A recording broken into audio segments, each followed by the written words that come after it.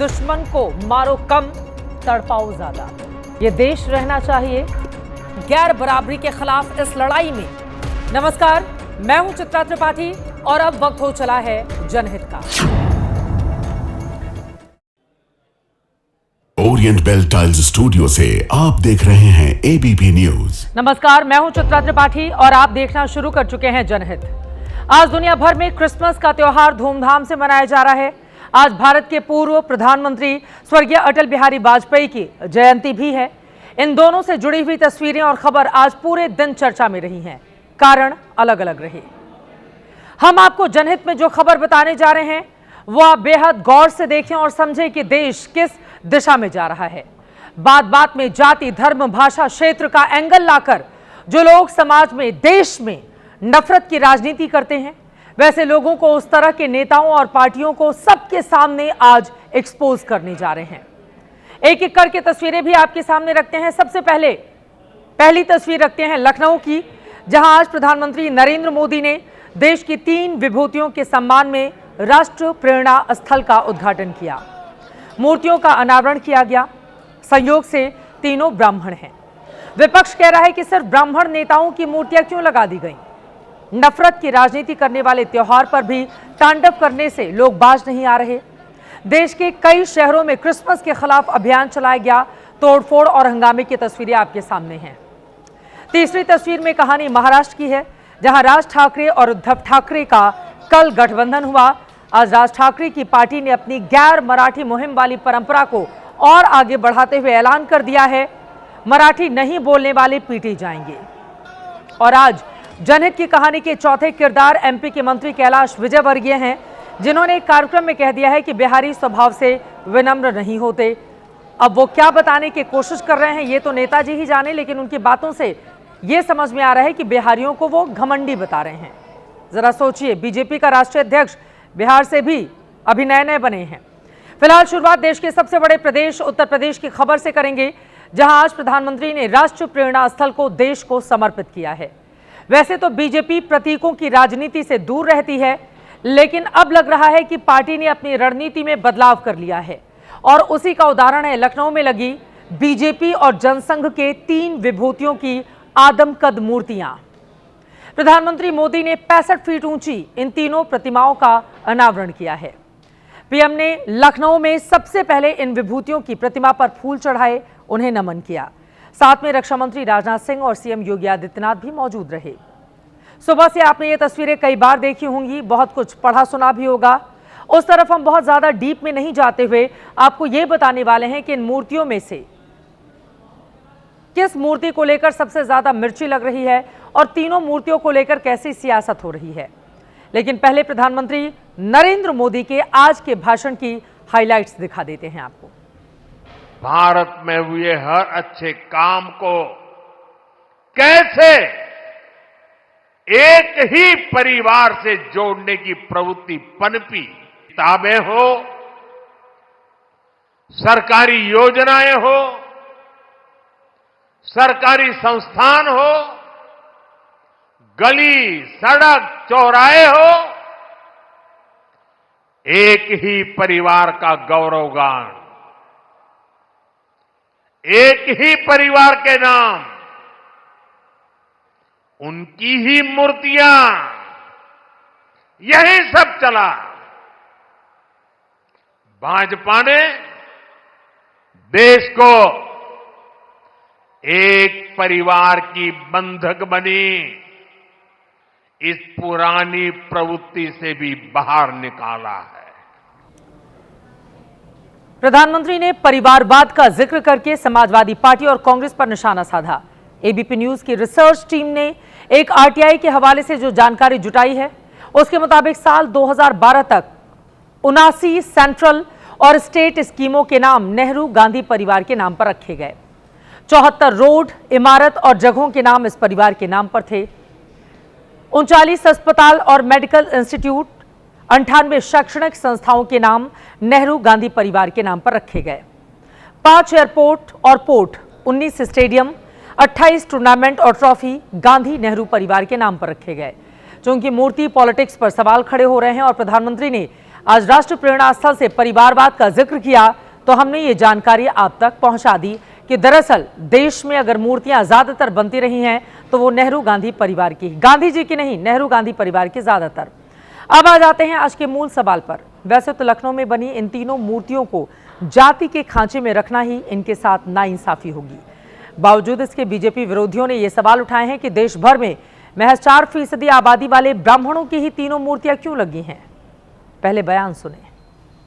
और लोगों की भी और महापुरुषों की भी मूर्ति लगती तो बेहतर होता कि और जो पीडीए समाज से आते हैं उनकी भी मूर्ति लग जाती। अटल बिहारी वाजपेयी जी की मूर्ति के साथ पीडीए के लोगों की भी मूर्ति लगाई जानी चाहिए थी। शायद भाजपा की विचारधारा नहीं है। तो मुझे लगा कि ये प्रेरणा स्थल है या पंडा स्थल है। पूरे भारतवर्ष में ब्राह्मणों की जो आबादी है वो 4 से 5%, 96%, 96% आबादी वाले लोगों में से कोई महापुरुष गुजरा ही नहीं। तो ये पंडित प्रेरणा स्थल है।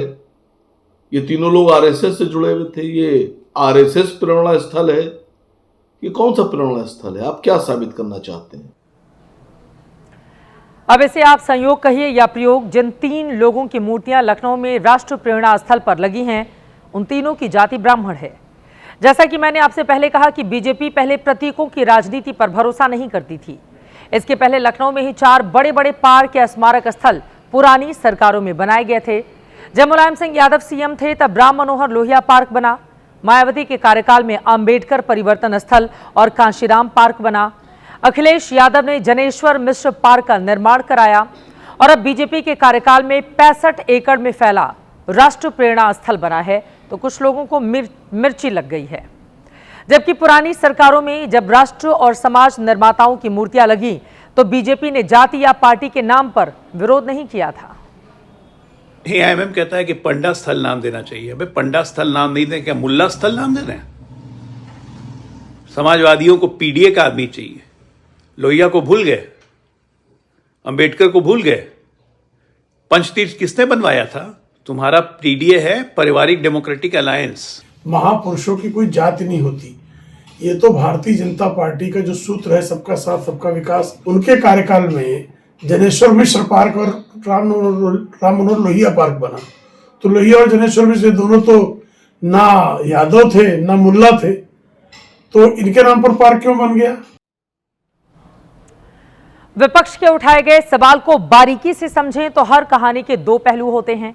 जब बीजेपी ने मूर्तियां लगवाई हैं तो कहीं ना कहीं उसका कोई सियासी संदेश जरूर होगा और सीधे सरल शब्दों में उसे पढ़ने की कोशिश करें तो ब्राह्मण पॉलिटिक्स यूपी के साथ ही बंगाल में भी खासा महत्व रखती है। अब जो ये 3 मूर्तियां लगी हैं उनमें 2 का संबंध सीधा यूपी से है और तीसरे जनसंघ के संस्थापक श्यामा प्रसाद मुखर्जी का बंगाल से। संयोग से कुछ दिनों में पश्चिम बंगाल में चुनाव होने वाले हैं जहां बीजेपी सत्ता पाना चाहती है। अब देश के सबसे बड़े प्रदेश की राजधानी में इतनी बड़ी मूर्ति लगी है तो इतना बड़ा संदेश भी लखनऊ से कोलकाता पहुंच गया है। जहां तक यूपी की बात है तो 2027 में चुनाव होने हैं।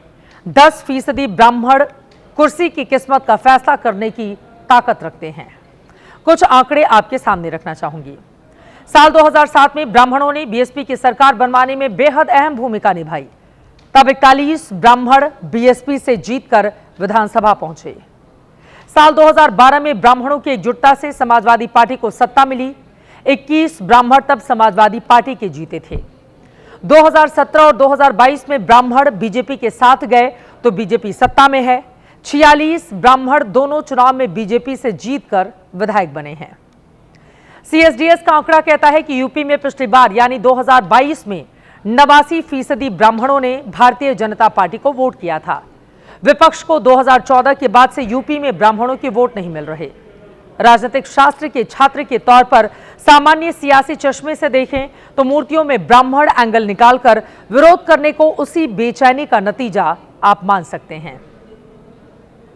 प्रेरणा स्थल के राजनीतिक पहलू को समझने के बाद अब जानिए राष्ट्र प्रेरणा स्थल से आपको यानी आम लोगों को क्या मिलेगा।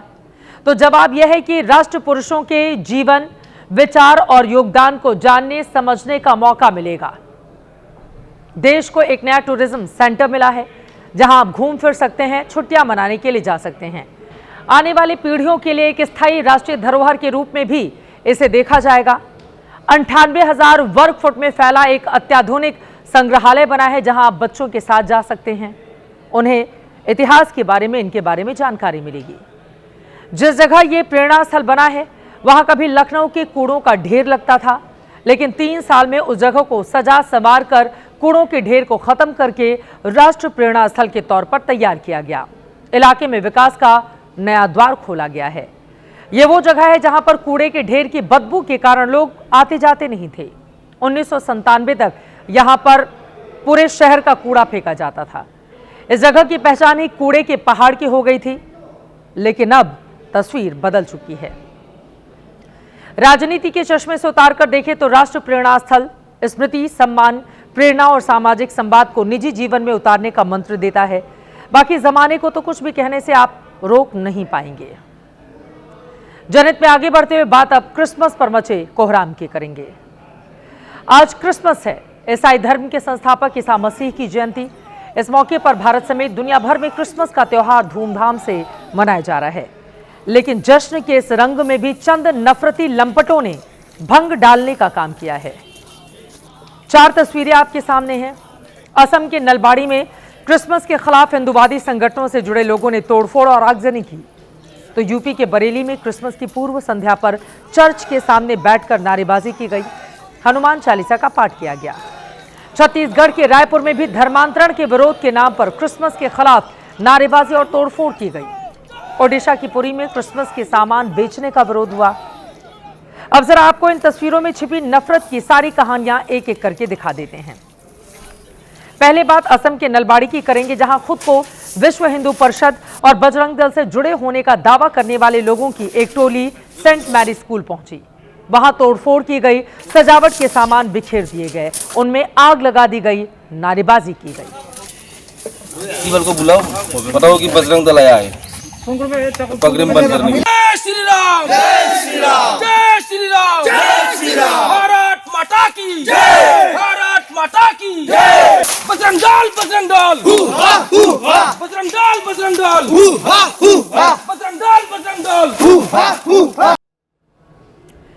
इन तस्वीरों को देखकर भारत माता की आत्मा भी आज छलनी हो रही होगी। जय श्री राम की ये नारे लगा रहे हैं, लेकिन श्री राम से इन लोगों ने मर्यादा कतई नहीं सीखी है। इसके बाद ये लोग नलबाड़ी के बाजार में निकल गए।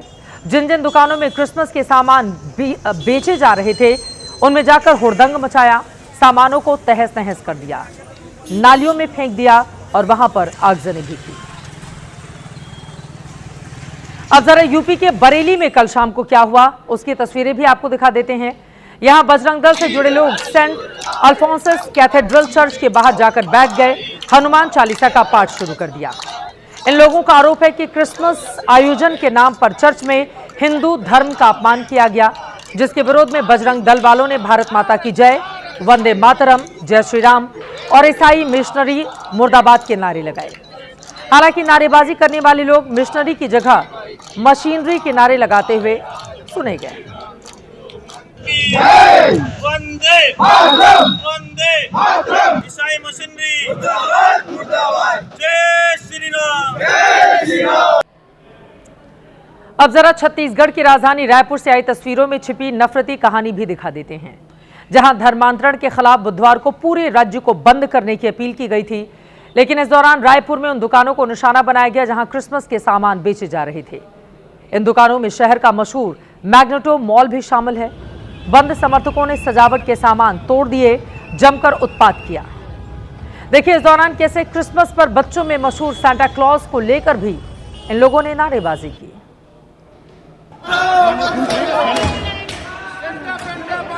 जय भवानी, जय शिवाजी, जय भवानी, जय शिवाजी।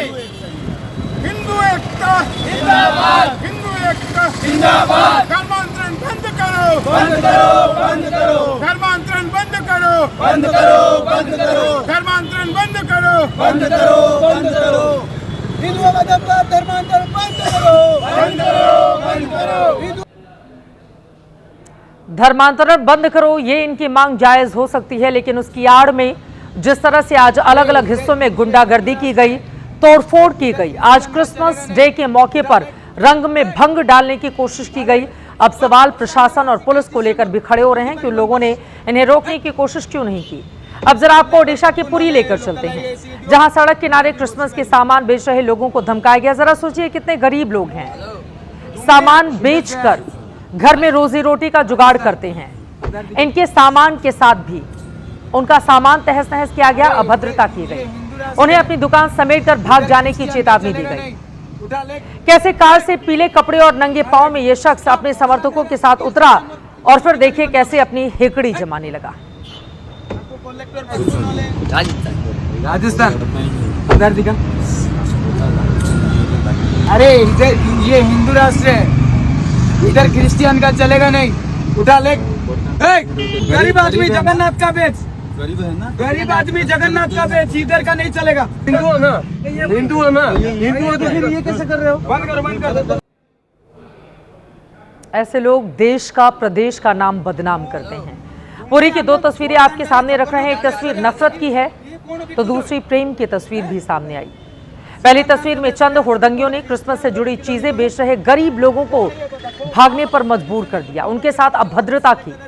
तो वहीं दूसरी तस्वीर में मशहूर सैंड आर्टिस्ट सुदर्शन पटनायक ने अपनी कला के जरिए क्रिसमस का जश्न मनाया।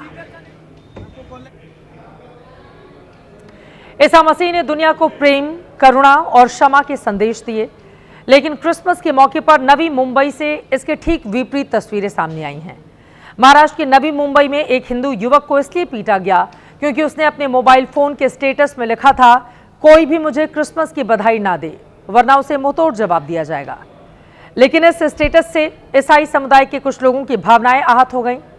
ऐसे में भीड़ स्टेटस लगाने वाले युवक की दुकान में जा पहुंची और फिर उसकी बुरी तरह से पिटाई शुरू कर दी। क्रिसमस की पूर्व संध्या पर केरल के अल्लापुझा में तो हद हो गई। यहां कैरोल गाने आए दो ग्रुप आपस में ही भिड़ पड़े, एक दूसरे को जमकर मारा पीटा। इस दौरान महिलाएं और बच्चों को भी नहीं बख्शा गया। इस मारपीट में कई लोग घायल हुए हैं, जिन्हें इलाज के लिए नजदीकी अस्पताल में भर्ती कराया गया है। आपको बताते चले, कैरोल क्रिसमस और ईस्टर जैसे मौके पर गाया जाने वाला गीत है। आप इसे, जो लोग हिंदू धर्म को मानते हैं, मंगल गीत भी कह सकते हैं। लेकिन केरल के अलापुझा में इस मौके पर अमंगल हो गया। अब सवाल यह है, क्या ऐसे नफरती लोगों ने आज दिल्ली से आई वो खूबसूरत तस्वीर नहीं देखी जिसमें प्रधानमंत्री नरेंद्र मोदी ने दिल्ली के cathedral church of the redemption में जाकर क्रिसमस का जश्न मनाया। यहां वो ईसाई समुदाय के साथ प्रार्थना सभा में शामिल हुए। इसमें बड़ी संख्या में दिल्ली और उत्तर भारत के ईसाई समुदाय के लोग मौजूद रहे। इस मौके पर दिल्ली के बिशप डॉक्टर पॉल स्वरूप ने पीएम मोदी के लिए विशेष प्रार्थना भी की। प्रधानमंत्री ने खुद भी इस वीडियो को सोशल मीडिया में शेयर किया है। इसके साथ उन्होंने लिखा कि क्रिसमस नई आशा, स्नेह और दयालुता के प्रति साझा प्रतिबद्धता लेकर आए। क्रिसमस की सुबह चर्च में प्रधानमंत्री को देखकर यहां के पादरी समेत तमाम लोग सरप्राइज हो गए।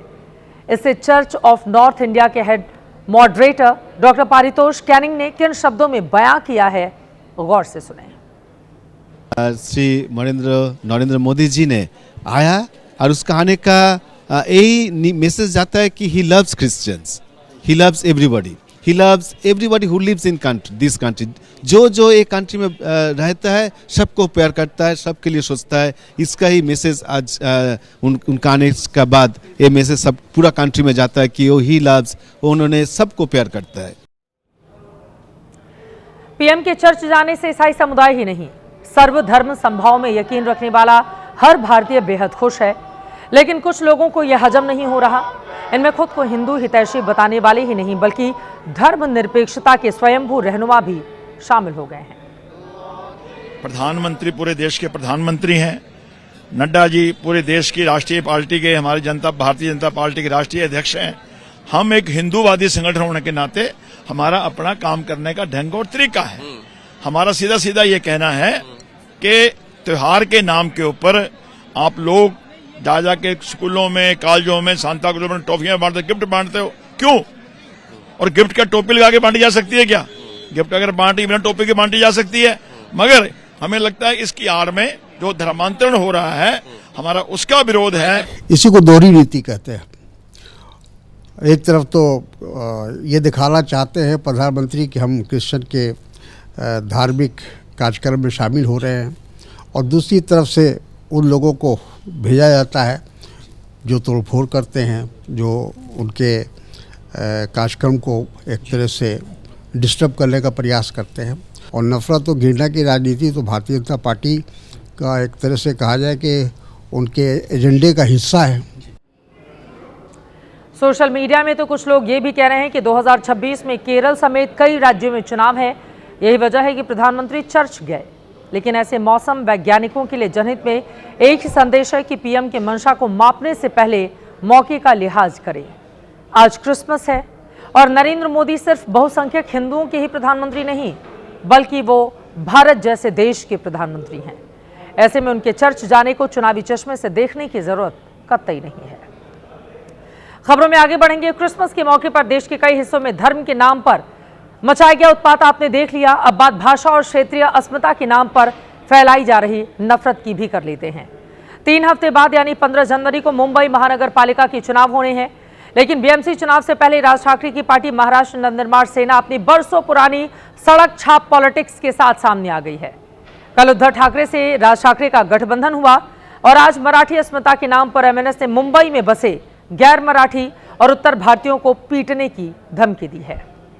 राज ठाकरे की पार्टी के प्रवक्ता संदीप देशपांडे ने आज अपने सोशल मीडिया हैंडल पर पोस्ट किया, जिसमें संदीप देशपांडे ने उत्तर भारतीयों को याद रखने की चेतावनी देते हुए मराठी में लिखा कि मराठी का अपमान किया तो नहीं बटोगे तब भी पिटोगे। क्या कहा उसके बाद उन्होंने, वो भी सुन लेते हैं। त्या पद्धतीचे पोस्टर लावलेले आहेत काही उत्तर भारतीय लोकांनी, बटोगे तो पिटोगे। मला असं वाटतं त्यांना मी एवढंच सांगेन, मराठीचा जर अपमान केलात तर बटोगे तो पिटोगे और नहीं बटोगे तो भी पिटोगे। मराठीचा अपमान झाला तर मारणार म्हणजे मारणार 100%। राज ठाकरे की पार्टी की इस धमकी के जड़ में एक दूसरा पोस्टर है। असल में मुंबई के कुछ इलाकों में कल ही ऐसे पोस्टर लगाए गए थे जिनमें उत्तर भारतीयों के लिए संदेश छपा था। लिखा था बटोगे तो पिटोगे। पोस्टर में बीएमसी का नाम बृहन मुंबई म्यूनिसिपल कॉरपोरेशन के बजाय भैया म्यूनिसिपल कॉरपोरेशन लिखा था। हालांकि बाद में ऐसे तमाम पोस्टरों को हटवा दिया गया। उत्तर भारतीयों से मारपीट वाले विवादित बयान को एमएनएस इसी पोस्टर का जवाब बता रही है। एमएनएस का आरोप है कि बटेंगे तो पिटेंगे पोस्टर बीजेपी ने लगवाए थे। मुंबई का माहौल बिगाड़कर बीजेपी बीएमसी चुनाव में ध्रुवीकरण करना चाहती है। वैसे विधानसभा और स्थानीय निकाय चुनाव में लुटिया डूबने के बाद बीएमसी चुनाव में राज ठाकरे के साथ अस्तित्व बचाने निकली उद्धव ठाकरे की शिवसेना इस एमएनएस की गुंडागर्दी वाली राजनीति का बचाव करने में लगी है। वहीं शिंदे की शिवसेना तंज कस रही है कि राज ठाकरे के चलते अब उद्धव बचे खुचे उत्तर भारतीय वोट भी गंवाने वाले हैं। ये विवाद अगर कोई पैदा करता है तो भारतीय जनता पार्टी पैदा करती है, कभी भाषा के नाम पर, कभी धर्म के नाम पर। अब वो होर्डिंग लगाती है कि बटेंगे तो कटेंगे। अरे भाई, क्यों बटेंगे, क्यों कटेंगे? राज ठाकरे जी के पार्टी के साथ गठबंधन करने से उत्तर भारतीय वोट नहीं मिलेंगे, ये स्पष्ट है। और इसलिए कांग्रेस ने अपना पल्ला झाड़ दिया है। जो भी किसी को भी मारने का प्रयास इस सरकार में करे तो कानून अपना काम करेगा।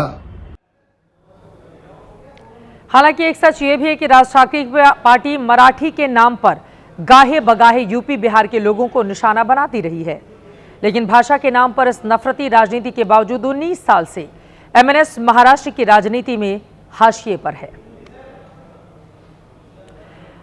अब राजनीति किस दिशा में इनकी आगे बढ़ेगी? गठबंधन तो हो गया है, लेकिन अगर इसी तरह से अभद्रता की राजनीति, बांटने की राजनीति एमएनएस करती रही अपने नेताओं के जरिए, तो आगे आने वाले वक्त में उसका क्या और हश्र होगा, यह बताने की जरूरत नहीं है। जनहित में बढ़ते हैं आगे और अब बात एमपी सरकार के मंत्री कैलाश विजयवर्गीय की। अपने बयानों की वजह से कैलाश विजयवर्गीय अक्सर विवादों में रहते हैं, लेकिन आज उन्होंने बड़े नेताओं के गुण गिनाते गिनाते बिहार के लोगों पर एक अटपटी बात कह दी। मध्य प्रदेश के सागर जिले में एक कार्यक्रम के दौरान मंत्री कैलाश विजयवर्गीय बड़े नेता बनने के टिप्स दे रहे थे। इसी दौरान उन्होंने अपने नए राष्ट्रीय कार्यकारी अध्यक्ष नितिन नबीन की मिसाल देते हुए कहा कि बिहार के लोग विनम्र नहीं होते। सुनिए। जितने विनम्र बनेंगे उतने बड़े इंसान बनेंगे। भारतीय जनता पार्टी के अभी अध्यक्ष बने हैं नवीन, हमसे बहुत छोटे और बहुत ही सहज, सरल और विनम्र है। बिहार का आदमी कोई विनम्र हो जाए, पर वो बिहार में विनम्रता के साथ आगे बढ़े। आज दुनिया की सबसे बड़ी पार्टी भारतीय जनता पार्टी के राष्ट्रीय अध्यक्ष बीजेपी के कार्यकारी अध्यक्ष नितिन नबीन को लेकर कैलाश विजयवर्गीय ने जो बात कही वो तो सही है, लेकिन जिस तरह उन्होंने सभी बिहारियों के स्वभाव पर सवाल उठाए वो लोगों के गले नहीं उतर रहा। विनम्र नहीं होना मतलब आप सामने वाले को घमंडी अहंकारी क्या बताना चाह रहे हैं? मुझे नहीं पता कैलाश विजयवर्गीय की मंशा ऐसी थी या नहीं, लेकिन उनके शब्दों से संदेश यही निकाला जा रहा है। इस बयान पर बिहार में सत्ता पक्ष और विपक्ष ने बिना नाम लिए एक सुर में कैलाश विजयवर्गीय को बिहार के संस्कार और संस्कृति का पाठ पढ़ाया। हमारे नेता हैं, बिहार हमेशा भारत के सांस्कृतिक विरासत में बड़ी भूमिका निभाई है और बिहार के संस्कार और संस्कृति लोगों के दिल पर एक छाप छोड़ा है। लोकतंत्र की हो या आध्यात्मिक हो या सांस्कृतिक हो या ज्ञान विज्ञान की हो, इसलिए बिहार पूरी तरह से विनम्रता के साथ अपनी सजनता का प्रदर्शन इतिहास गवाह है कि हमने किया है। नफरती भाषा बोलने वाले इस देश में इस देश की परंपरा को नहीं समझ सके हैं। बिहार के लोगों से ज़्यादा विनम्र तो कोई होता ही नहीं है। अब बिहार के लोग हमेशा अपनी विनम्रता और अपने प्रेम और मोहब्बत से देश के लोगों का दिल जीतने का काम किया। अब विनम्रता को लेकर हर तरफ से नई परिभाषा गढ़ी जाएगी, लेकिन विनम्रता अपने आप में आपकी शख्सियत को और मजबूत बनाता है। और कहा भी जाता है कि जो पेड़ फलों से भरा रहता है वही तो झुका रहता है। और अब आज का जनहित मंत्र। सफलता का नियम है 1% आपका नसीब और 99% कभी भी हार न मानने का जज्बा, यानी 100% सफलता की गारंटी। इसी के साथ जनहित में अभी के लिए दीजिए इजाजत।